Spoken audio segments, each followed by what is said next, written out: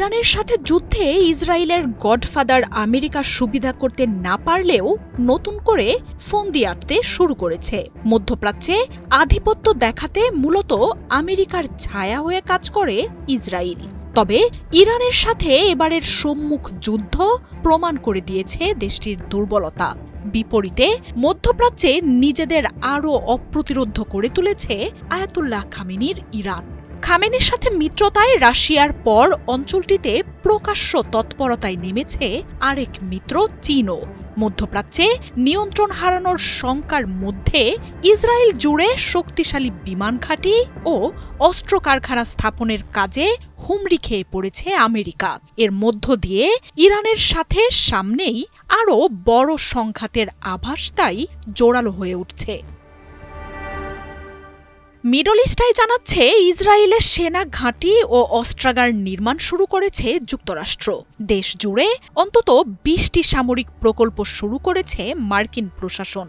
Israeli বিমান ও হেলিকপ্টারের জন্য তৈরি হচ্ছে নতুন অবকাঠামো।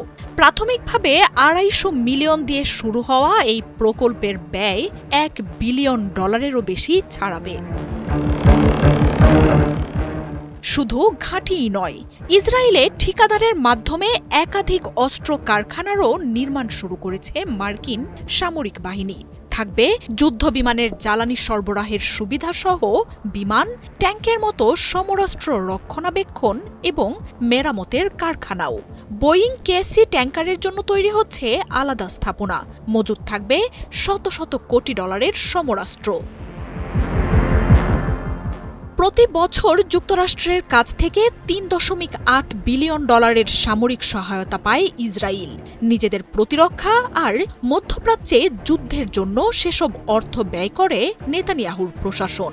গাজায় যুদ্ধ শুরুর পর এর বাইরেও মোট $১৮ বিলিয়ন অস্ত্র সহায়তা পেয়েছে ইসরায়েল। এছাড়াও ইসরায়েলের নেভাতিম বিমান ঘাঁটি সহ 911 নামক গোপন এক সামরিক স্থাপনার নির্মাণেও ইসরায়েলের প্রতিরক্ষায় বহু যন্ত্রাংশ স্থাপন করা আছে যুক্তরাষ্ট্রের।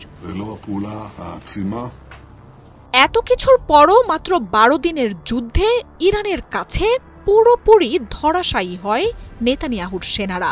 আকস্মিক আক্রমণেও ইরানকে কাবু করতে না পারা ইসরায়েল পৌঁছে যায় ধ্বংসের কাছে। এমনকি বিশ্বের সবচেয়ে বড় সামরিক সহায়তা পাওয়া দেশটির অস্ত্র ভাণ্ডারও ফুরিয়ে আসে ইরানের সাথে যুদ্ধের মাঝেই। মার্কিন আর ইসরায়েলের সব প্রযুক্তি, প্রতিরক্ষা আর শক্তি ব্যর্থ করে ইসরায়েলকে ছিন্ন ভিন্ন করে দেয় IRGCর মিসাইল। ইসরায়েলকে ব্যবহার করে মধ্যপ্রাচ্য জুড়ে যুক্তরাষ্ট্রের আধিপত্য এখন হুমকির মুখে।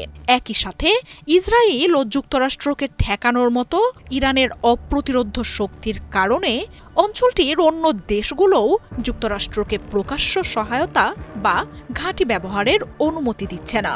হুথির হামলায় মধ্যপ্রাচ্যের নৌরুটেও হুমকিতে পশ্চিমা শক্তি।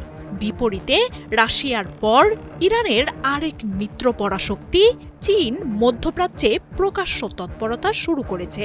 সব মিলিয়ে অস্তিত্ব টিকিয়ে রাখতে ইসরায়েলে মরণপণ করেই মাঠে নামছে যুক্তরাষ্ট্র।